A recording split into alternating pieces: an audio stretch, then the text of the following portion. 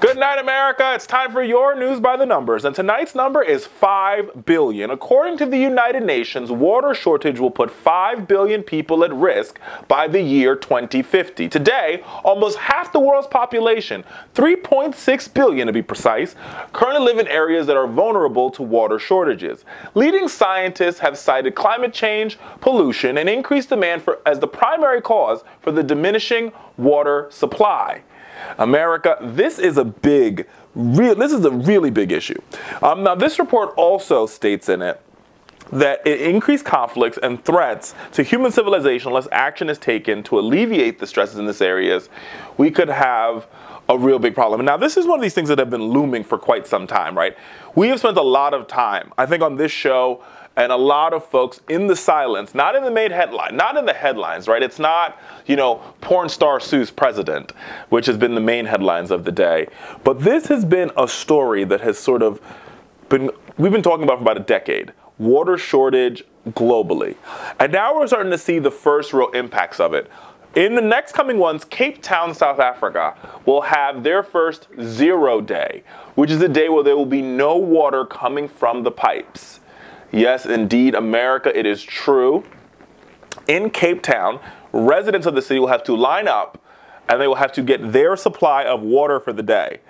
I want to say it's 13.6 gallons to be precise. And that's all the water they will have for the day. To take a shower, to flush the toilet, to drink. And this is a big problem. Let me give you some more stats on this because I think it's important that you understand this. Around 700 million people live in 43 countries suffering from water scarcity currently. And this is a lot of these countries are in sub-Saharan Africa. Some of them are in Asia. Some of them are even here in the Western Hemisphere. I mean, we do have a pending water shortage taking place in the state of California. I remember living in Florida when they also had a water shortage because Lake Okeechobee was drained to the point of almost disaster, and we could only water our lawns on certain days of the week. But this is a real big issue. People are joking about it. People aren't talking about it. But this is an issue about life or death. Let's take a listen to Anthony Thornton, who's a scarcity expert, talk about this problem. Water is not a finite resource. It is an infinitely renewable resource. We actually don't have a water problem. We have a pollution problem or a salt problem. Or we have a problem about water at the wrong time, the wrong place, too far, too dirty. That's the problem. So we must reframe the problem. And we need this new paradigm of abundance. Now, allow me to be really pretty clear on this. It's not that we don't have enough water. We actually do have enough water. The problem is, because of global warming, climate change, and pollution, a lot of that water is not drinkable. A lot of the lakes and rivers, the mighty rivers that we have in this country and around the world, have been polluted by, whether it's by fracking, whether it's by factory emissions, whether it's by human waste, so on and so forth. A lot of these lakes and rivers that we have it's not drinkable water. Remember the case of Flint, Michigan? Right, we talk about the show on nauseam, right, where they switched their water supply from the Huron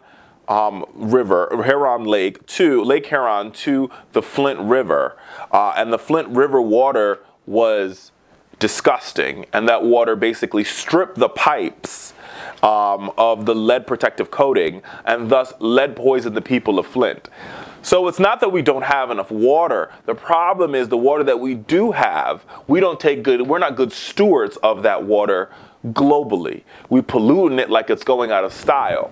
And to bring this all full circle, when President Trump took office and he rolled back all these job-killing regulations, some of those regulations were put in place to make sure that our water is safe. So yes, Mr. President, some of these regulations cost people jobs because you couldn't frack in certain parts of the country. But there was a greater good for a greater number of people by closing down that factory. You see, by closing down that factory and stopping that fracking from taking place, what you allowed to happen was for this water supply to clean itself, right? And the cleaner the water supply allowed more folks to drink from it. So yes, you shut a factory down, but or yes, you shut a coal mine down, or yes, you shut a fracking mine down, but in exchange for shutting that fracking mine or coal mine or factory down, you created clean water for millions and millions and millions of people.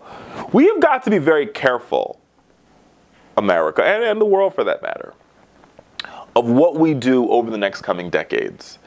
We have lived on planet Earth for centuries, and as we got more industrialized as a globe, we have taken for granted Mother Earth and the benefits that Mother Earth gives to us each and every day. And one of those benefits is clean water to drink. Okay? That's one of the major benefits. But we have taken it for granted and we've used it for everything else. We've used it to frack. We've used it to pump, we pumped oil into it. And all these things are now going to have consequences on whether or not we live or whether or not we die.